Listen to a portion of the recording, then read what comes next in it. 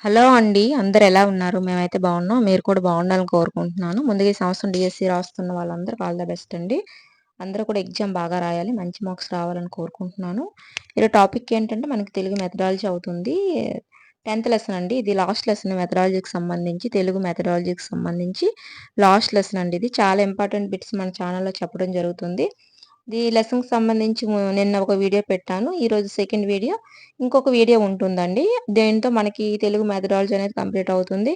అలాగే మన ఛానల్‌లో తెలుగు కంటెంట్ అనేది కంప్లీట్ చేసామండి. థర్డ్ క్లాస్ నుంచి స్టార్ట్ చేసాం మనం మన ఛానల్‌లో. థర్డ్ క్లాస్ నుంచి మనం ఎయిత్ క్లాస్ వరకు మనం తెలుగు కంటెంట్ అనేది అంటే క్లాస్ వైజ్ చెప్పాం. ప్రతి క్లాస్‌లో ఉండే లెసన్ వైజ్ చెప్పామండి. ప్రతి లెసన్ కూడా ఏ బిట్స్ వస్తాయి, ఎలా వస్తాయనేవి కూడా అన్ని లెసన్ వైజ్ చెప్పడం జరిగింది. చాలా ఇంపార్టెంట్ బిట్స్ మన ఛానల్‌లో చెప్పాం. ఒకసారి చెక్ చేసుకోండి. అలాగే మన ఛానల్‌లో డీఎస్సీకి సంబంధించి ప్లే లిస్ట్ అనేది ఉందండి.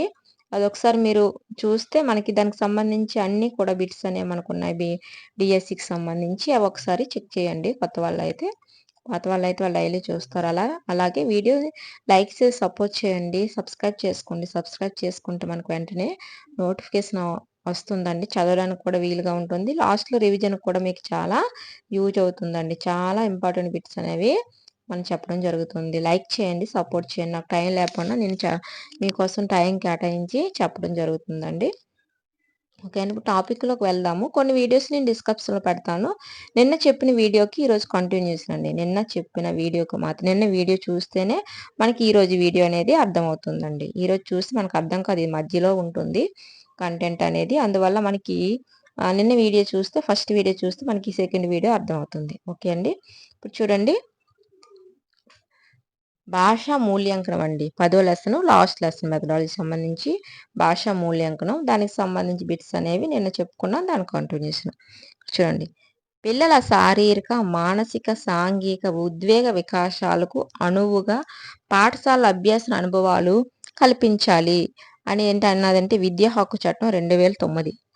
పిల్లల శారీరక, మానసిక, సాంఘిక, ఉద్వేగ వికాసాలకు అనువుగా పాఠశాల అభ్యసన అనుభవాలు కల్పించాలని ఈ ఎవరు చెప్పారంటే విద్యా హక్కు చట్టం 2009 అండి. అలాగే పాఠశాల లోపల, వెలుపల పిల్లల శారీరక, మానసిక, సాంఘిక, ఉద్వేగ వికాసాలు నిరంతరం ఒక క్రమ పద్ధతిలో పరిశీలిస్తూ సవరణాత్మక చర్యలు చేపట్టడానికి వీలుగా జరిపే మదింపుని నిరంతర మూల్యాంకనం అని అంటాము. ఇక్కడ చూడండి. పాఠశాల లోపల, వెలుపల పిల్లల శారీరక, మానసిక, సాంఘిక, ఉద్వేగ వికాసాలు నిరంతరం ఒక క్రమ పద్ధతిలో పరిశీలిస్తూ సవరణాత్మక చర్యలు చేపట్టడానికి వీలుగా జరిపిన మదింపునే మనం నిరంతర సమగ్ర మూల్యాంకనం అంటాము. అలాగే మనకు చూడండి, పిల్లల ప్రగతిని ఒక సంఘటనకో, సందర్భానికో పరిమితం చేయకుండా ఎల్లప్పుడూ పరిశీలించడాన్ని మనం నిరంతర మూల్యాంకనం అని అంటాం. ఇక్కడ నిరంతర సమగ్ర మూల్యాంకనం, ఇక్కడ నిరంతర మూల్యాంకనం. చూడండి, కన్‌ఫ్యూజ్ అవుతూ ఉంటారు. పిల్లల ప్రగతిని ఒక సంఘటనకో, సందర్భానికో పరిమితం చేయకుండా ఎల్లప్పుడూ పరిశీలించడాన్ని మనం నిరంతర మూల్యాంకనం అంటాము. అలాగే పాఠశాల లోపల, వెలుపల పిల్లల శారీరక, మానసిక, సాంఘిక, ఉద్వేగ వికాసాలు నిరంతరం ఒక క్రమ పద్ధతిలో పరిశీలిస్తూ సవరణాత్మక చర్యలు చేపట్టడానికి వీలుగా జరిపే మదింపుని నిరంతర సమగ్ర మూల్యాంకనం అంటాం. ఇక్కడ 2 చూడండి. పిల్లల సర్వతోముఖాభివృద్ధి అంశాలైన జ్ఞానాత్మక, మానసిక, చలనాత్మక, భావావేశ రంగాలన్నిటిలో మూల్యాంకనం చేయడాన్ని మనం సమగ్ర మూల్యాంకనం అంటారు. ఇక్కడ నిరంతర మూల్యాంకనం, సమగ్ర మూల్యాంకనం, నిరంతర సమగ్ర మూల్యాంకనం, నిరంతర మూల్యాంకనం, సమగ్ర మూల్యాంకనం. చూడండి, ఇక్కడ మనం కొంచెం కన్‌ఫ్యూజ్ అవుతూ ఉంటాము. పిల్లల సర్వతోముఖాభివృద్ధి అంశాలైన జ్ఞానాత్మక, మానసిక, చలనాత్మక, భావావేశ రంగాలన్నిటిలో మూల్యాంకనం చేయడాన్ని మనం సమగ్ర మూల్యాంకనం అని అంటాము. అలాగే బోధనాభ్యసన ప్రక్రియలో భాగంగా నిర్వహించే మూల్యాంకనాన్ని నిరంతర సమగ్ర మూల్యాంకనం అని అంటాము. ఇక్కడ చూడండి. బోధనాభ్యసన ప్రక్రియలో భాగంగా నిర్వహించే మూల్యాంకనాన్ని నిరంతర సమగ్ర మూల్యాంకనం అంటాము. చూడండి, పిల్లలతో సర్వతోముఖాభివృద్ధి అంశాలైన జ్ఞానాత్మక, మానసిక, చలనాత్మక, భావావేశ రంగాలన్నిటిలో మూల్యాంకనం చేయడాన్ని సమగ్ర మూల్యాంకనం అంటారు. బోధనాభ్యసన ప్రక్రియలో భాగంగా నిర్వహించే మూల్యాంకనాన్ని నిరంతర సమగ్ర మూల్యాంకనం అని అంటారు. చూడండి, అభ్యాసన మూల్యాంకనం వేరువేరుగా కాకుండా అభ్యాసనంలో భాగంగా మూల్యాంకనం జరగడాన్ని మూల్యాంకనంగా అభ్యసనం అంటారు. మూల్యాంకనంగా అభ్యాసనం అంటారు. ఇక్కడ చూడండి, అభ్యాసన మూల్యాంకనం వేరువేరుగా కాకుండా అభ్యాసనంలో భాగంగా మూల్యాంకనం జరగడాన్ని మూల్యాంకనంగా అభ్యాసనం అంటాము. మూల్యాంకన అభ్యాసనం అని అంటాము. బోధనాభ్యసన ప్రక్రియలో భాగంగా నిర్వహించే మూల్యాంకనాన్ని నిరంతర సమగ్ర మూల్యాంకనం అంటాము. అభ్యాసన మూల్యాంకనం వేరువేరుగా కాకుండా అభ్యాసనంలో భాగంగా మూల్యాంకనం జరగడాన్ని మూల్యాంకన అభ్యాసనంగా అంటామన్నమాట.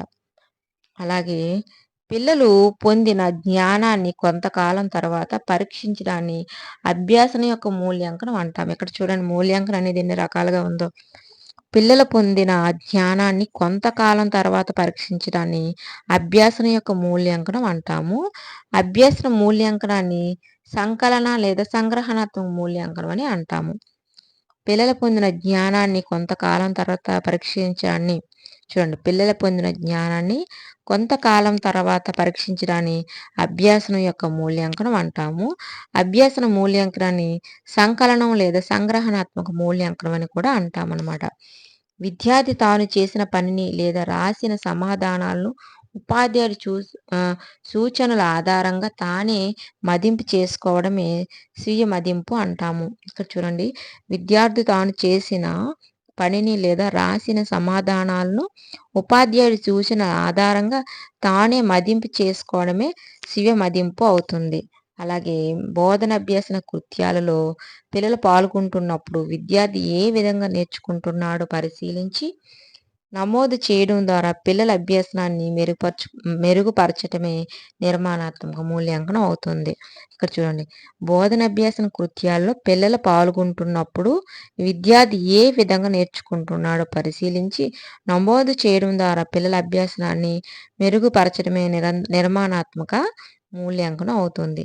అలాగే నిర్మాణాత్మక మూల్యాంకనానికి ఇంకొక పేరంటే రూపణ మూల్యాంకనం. ఇక్కడ చూడండి, అభ్యసన మూల్యాంకనానికి ఇంకో పేరంటే సంకలన లేదా సంగ్రహణాత్మక మూల్యాంకనం అవుతుంది. అలాగే నిర్మాణాత్మక మూల్యాంకనానికి ఇంకొక పేరంటే రూపణ మూల్యాంకనం అవుతుంది. నిర్మాణాత్మక మూల్యాంకనానికి ఇంకొక పేరు ఏంటండి? రూపణ మూల్యాంకనం. మూల్యాంకన ఫలితాలను బట్టి ఉపాధ్యాయుడు తన బోధనా వ్యూహం మార్చుకోవడానికి వీలున్న మూల్యాంకనం నిర్మాణాత్మక మూల్యాంకనం. ఇక్కడ చూడండి, మళ్ళీ మూల్యాంకన ఫలితాలను బట్టి ఉపాధ్యాయుడు తన బోధనా వ్యూహం మార్చుకోవడానికి వీలున్న మూల్యాంకనం నిర్మాణాత్మక మూల్యాంకనం అవుతుంది. మూల్యాంకన ఫలితాలను బట్టి ఉపాధ్యాయుడు తన బోధనా వ్యూహం మార్చుకోవడానికి వీలున్న మూల్యాంకనం నిర్మాణాత్మక మూల్యాంకనం అవుతుంది. నిర్మాణాత్మక మూల్యాంకనంలో ఉండే సాధనాలు ఏంటంటే పిల్లల భాగస్వామ్యం, ప్రతిస్పందనలు, రాతహంశాలు, ప్రాజెక్టు పనులు, లఘు పరీక్షలు, ఇవన్నీ కూడా నిర్మాణాత్మక మూల్యాంకనం ఉండే సాధనాలు. చూడండి, అడుగుతారు ఖచ్చితంగా, నిర్మాణాత్మక మూల్యాంకనం ఉండే సాధనాలు ఏంటని. పిల్లల భాగస్వామ్యం ఉంటుంది, ప్రతిస్పందనలు, రాత అంశాలు, ప్రాజెక్టు పనులు, లఘు పరీక్షలు, ఇవన్నీ కూడా నిర్మాణాత్మక మూల్యాంకనం ఉండే సాధనాలు. నెక్స్ట్, ఉపాధ్యాయుడు వివిధ బోధనాభ్యసన ప్రక్రియలు చేపట్టినప్పుడు విద్యార్థుల పాఠ్యాంశంపై జరిగే చర్చల్లో కృత్యాలు, జట్టు పనులు, నమూనాలు, పటాలు, సృజనాత్మక అంశాలు మొదలైన వాటిలో వారి భాగస్వామ్యం చూసి వారిని పరిశీలించి మదింపు చేసుకోవాలి. ఇక్కడ చూడండి, ఉపాధ్యాయుడు వివిధ బోధనాభ్యసన ప్రక్రియలు చేసేటప్పుడు విద్యార్థుల పాఠ్యాంశంపై జరిగే చర్చల్లో కృత్యాలు, జట్టు పనులు, నమూనాలు, పటాలు, సృజనాత్మక అంశాలు మొదలైన వాటిలో వారి భాగస్వామ్యం చూసి వారిని పరిశీలించి మదింపు చేయాలన్నమాట. అలాగే పిల్లలు రాసిన అంశాలు అంటే నోటు పుస్తకాలు, సంఘటన రచన, పోర్ట్ఫోలియోలు, పాఠ్యపుస్తకాల ప్రశ్నలు లేదా అభ్యాసాలు, పిల్లల దైనందిన విషయాలు, ఇవన్నీ చూసి వారి ప్రగతిని మదింపు చేయాలి. పిల్లలు రాసిన అంశాలు నోటు పుస్తకాలు, సంఘటన రచన పోర్ట్ఫోలియో, అలాగే పాఠ్యపుస్తకాల ప్రశ్నలు లేదా అభ్యాసాలు, పిల్లలు దైనందిన విషయాలు, ఇవన్నీ చూసి వారి ప్రగతిని మదింపు చేయాలి. నెక్స్ట్, పిల్లలకెదురైన ఒక సంఘటన లేదా సన్నివేశాన్ని గురించి చేయించిన రచనను ఏమంటామంటే సంఘటన రచన అంటామనమాట. ఇక్కడ చూడండి, పిల్లలకి ఎదురైన ఒక సంఘటన లేదా సన్నివేశాన్ని గురించి చేయించిన రచనను ఏమంటామంటే సంఘటన రచన అంటాము. చేయడం ద్వారా నేర్చుకోవడానికి అవకాశం కల్పించే కార్యక్రమే ప్రాజెక్టు పనులు. మనకి చేయడం ద్వారా నేర్చుకోవడానికి అవకాశం కల్పించే కార్యక్రమం ఏమవుతుందంటే మనకి ఇక్కడ ప్రాజెక్టు పనులు అవుతాయి. పిల్లలకు ఎదురైన ఒక సంఘటనను లేదా సన్నివేశాన్ని గురించి చేయించిన రచనను సంఘటన రచన అంటాము. అలాగే చేయడం ద్వారా నేర్చుకోవడానికి అవకాశం కల్పించే కార్యక్రమే ప్రాజెక్టు పనులని అంటాము. పిల్లల్లో పరిశీలన, ప్రయోగ నైపుణ్యాలు అభివృద్ధి చెందే మార్గం ఏంటంటే ప్రాజెక్టు పనులు చేయడం. ఇక్కడ చూడండి, మనకి పిల్లల్లో పరిశీలన, ప్రయోగ నైపుణ్యాలు అభివృద్ధి చెందే మార్గం ఇవన్నీ కూడా ప్రాజెక్టు పనులు చేయడం అనమాట. చేయడం ద్వారా నేర్చుకోవడానికి అవకాశం కల్పించే కార్యక్రమం ఏంటంటే ప్రాజెక్టు పనులు. నెక్స్ట్, నిర్మాణాత్మక మూల్యాంకనంలో భాగంగా పిల్లలు సామర్థ్యాల సాధనను ఒక చిన్న పరీక్ష రూపంలో పరిశీలించడమే లఘు పరీక్ష అవుతుంది. ఇక్కడ చూడండి, నిర్మాణాత్మక మూల్యాంకనంలో భాగంగా పిల్లలు సామర్థ్యాల సాధనను ఒక చిన్న పరీక్ష రూపంలో పరిశీలించడమే లఘు పరీక్ష అవుతుంది. నిర్మాణాత్మక మూల్యాంకనంలో పిల్లల మార్కుల కేటాయింపు, పిల్లల భాగస్వామ్యం ఎన్ని అంటే 10 మార్కులకి ఇవ్వాలండి. అలాగే రాత పని ఏంటంటే 10 మార్కులకి, ప్రాజెక్టు పనులు 10 మార్కులకి, లఘు పరీక్షలు 20 మార్కులకి అని ఉంది ఒకప్పుడు. ఇక్కడ చూడండి, నిర్మాణాత్మక మూల్యాంకనంలో పిల్లలకు మనకి చూడండి, పిల్లల భాగస్వామ్యం మనకు 5 మార్కులండి ప్రజెంటు. రాత మనకి 5 5 అండి. ప్రాజెక్టు పనులు 5, లఘు పరీక్షలు 35, మొత్తం మనకి 50 మార్కులకండి. అలాగే కోర్సు పూర్తయిన తర్వాత లేదా నిర్ధారిత పాఠ్య ప్రణాళిక పూర్తయిన తర్వాత పిల్లల ఉపలబ్ధిని పరీక్షించే పద్ధతిని సంగ్రహణాత్మక మూల్యాంకనం అంటాము. చూడండి, కోర్సు పూర్తయిన తర్వాత లేదా నిర్ధారిత పాఠ్య ప్రణాళిక పూర్తయిన తర్వాత పిల్లల ఉపలబ్ధిని పరీక్షించే పద్ధతిని సంగ్రహణాత్మక మూల్యాంకనం అంటాము. రాత పరీక్షల రూపంలో మాత్రమే నిర్వహిస్తూ పాఠ్య విషయాలను పరీక్షించే మూల్యాంకనాన్ని సంగ్రహణాత్మక మూల్యాంకనం అంటాము. రాత పరీక్షల రూపంలో మాత్రమే నిర్వహిస్తూ పాఠ్య విషయాలను పరీక్షించే మూల్యాంకనాన్ని సంగ్రహణాత్మక మూల్యాంకనం అని అంటాము. రాత పరీక్షల రూపంలో మాత్రమే నిర్వహిస్తూ పాఠ్య విషయాలను పరీక్షించే మూల్యాంకనాన్ని సంగ్రహణాత్మక మూల్యాంకనం అంటాము. భాషలో మాట్లాడటం, చదవటం, చదివిన విషయాలను అవగాహన చేసుకొని సొంత మాటల్లో వ్యక్తీకరించడం ఎవరిని మౌఖిక పరీక్ష ద్వారా మాపనం చేయడం జరుగుతుంది. ఇక్కడ చూడండి, భాషలో మాట్లాడడం, చదవడం, చదివిన విషయాలు అవగాహన చేసుకొని సొంత మాటల్లో వ్యక్తీకరించడం మౌఖిక పరీక్ష ద్వారా మాపనం చేయడం జరుగుతుంది అన్నమాట. ఇవన్నీ పాఠ్య ప్రణాళిక సిలబస్ పూర్తికి సంబంధించిన వివరాలతో పాటు పరీక్షల నిర్వహణ, కాల సంచికలు, సంస్థాగత ప్రణాళిక లేదా అకాడమిక్ క్యాలెండర్లో ఉంటాయన్నమాట. పాఠ్య ప్రణాళిక సిలబస్ పూర్తికి సంబంధించిన వివరాలతో పాటు పరీక్షల నిర్వహణ, కాల సంచికల, సంస్థాగత ప్రణాళిక, అకాడమిక్ క్యాలెండర్లో ఉంటాయన్నమాట. సంగ్రహణాత్మక మూల్యాంకన విద్యా సంవత్సరంలో 3 సార్లు నిర్వహించాలి. సంగ్రహణాత్మక మూల్యాంకనం విద్యా సంవత్సరంలో మనకి 3 సార్లు నిర్వహించాలి. సంగ్రహాత్మక ప్రశ్నపత్ర ప్రాజెక్టు పనులను ఇవ్వరాదు. సంగ్రహణాత్మక ప్రశ్న పత్రాల్లో ప్రాజెక్టు పనులు అనేవి ఇవ్వరాదు. నెక్స్ట్, ప్రశ్న పత్రాన్ని తయారు చేయడానికి ముందు చేయవలసిన పని ఏంటంటే విద్యా ప్రమాణాల వారీగా భారత్వ పట్టిక తయారీ. ప్రశ్న పత్ర తయారు చేయడానికి మనకు ముందుగా చేయవలసిన పని ఏంటంటే విద్యా ప్రమాణాలు వారి భారత్వ పట్టిక తయారీ విధానం. అలాగే సంగ్రహణాత్మక మూల్యాంకనంలో చదవడం, అర్థం చేసుకోవడం, స్వీయ రచన, సృజనాత్మకత, పదజాలం లేదా వ్యాకరణం ఈ అంశాల నుంచి ప్రశ్నలు తయారు చేయాలన్నమాట. సంగ్రహణాత్మక మూల్యాంకనంలో చదవడం, అర్థం చేసుకోవడం, స్వీయ రచన, సృజనాత్మకత, పదజాలం లేదా వ్యాకరణం ఈ అంశాల నుంచి మన ప్రశ్నలు అనేవి తయారు చేస్తారు సంగ్రహణ మూల్యాంకనంలో ఇవి. అలాగే నిరంతర సమగ్ర మూల్యాంకనం సిసి అంటే కంటిన్యూస్ అండ్ కాంప్రహెన్సివ్ ఎవాల్యుయేషన్. నిరంతర మూల్యాంకనాన్ని మనం సిసి అని అంటాము. నిర్మాణాత్మక మూల్యాంకనం ఫార్మేట్ అసెస్మెంట్. ఎఫ్ఏ అని అంటామనమాట. నిర్మాణాత్మక మూల్యాంకనాన్ని మనం ఎఫ్ఏ అంటాము. సంగ్రహణ మూల్యాంకనాన్ని ఎస్ఏ కింద చెప్పడం జరుగుతుంది. Summative assessment, formative assessment. ఇవి మీరు కన్‌ఫ్యూజ్ అవుతుంటారు. ఒకసారి చూడండి. అలాగే మూల్యాంకనం ప్రక్రియలో ఒక్కొక్క లక్ష్య సాధనను అంచనా వేయడానికి అవసరమైన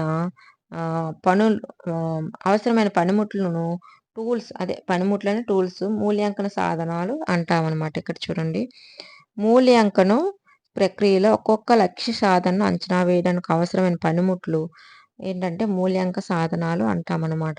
ఇదండి ఈరోజుకి సంబంధించిన మన వీడియో. దీని యొక్క ఫుల్ మరొక వీడియో అనేది మనకి ఉంది. ఈ లెసన్‌కి సంబంధించి. దీంతో మనకి తెలుగు మెథడాలజీ అనేది కంప్లీట్ అయిపోతుంది పూర్తిగా. వీడియో మాత్రం లైక్ చేయండి, సపోర్ట్ చేయండి. చాలా ఇంపార్టెంట్ బిట్స్ మనం డైలీ చెప్పడం జరుగుతుంది మన ఛానల్‌లో. ఈ మెథడాలజీ అయిన వెంటనే మనం వేరే సబ్జెక్ట్ అనేది మనం స్టార్ట్ చేసుకుంటాము. వీడియోస్‌కి సంబంధించి అన్ని వీడియోస్ కూడా నేను డైలీ పెడుతున్నాను. అది క్లాస్ వైజ్ చెప్తున్నాను, లెసన్ వైజ్ చెప్తున్నాను. మీకు చదవడానికి కూడా చాలా ఈజీగా ఉంటుందండి. అందుకని ఆ విధంగా చెప్తున్నాను. లైక్ చేసి సపోర్ట్ చేయండి ఛానల్‌ని. సబ్స్క్రైబ్ చేసుకోండి. మీకు సబ్స్క్రైబ్ చేసుకుంటే మీకు చాలా ఈజీగా ఉంటుందండి రివిజన్ చేసుకోవడానికి. మీరు చదివేస్తారు, ఎక్కడో వదిలేస్తారు. దానివల్ల మీకు తర్వాత రివిజన్‌కి యూజ్ కాదండి. సబ్స్క్రైబ్ చేసుకుంటే మీకు వెంటనే మనం ఆ ఛానల్ వెతికి తీసుకోవడానికి బాగుంటుంది. నాదనే కాదు ఎవరిదైనండి. ఏ ఛానల్ సబ్స్క్రైబ్ చేసుకుంటే మంచిదండి. చూసే కన్నా సబ్స్క్రైబ్ చేసుకొని చూస్తే చాలా మంచిదండి. మీకు చాలా యూజ్ అవుతుంది లాస్ట్‌లో. ఓకే అండి. ఒక 2, 3 సార్లు చదవండి. 2, 3 సార్లు చదివితేనే మీకు అర్థమవుతుంది. రేపు మరొక వీడియోతో కలుసుకుందాం. ఓకే. బాయ్ అండి.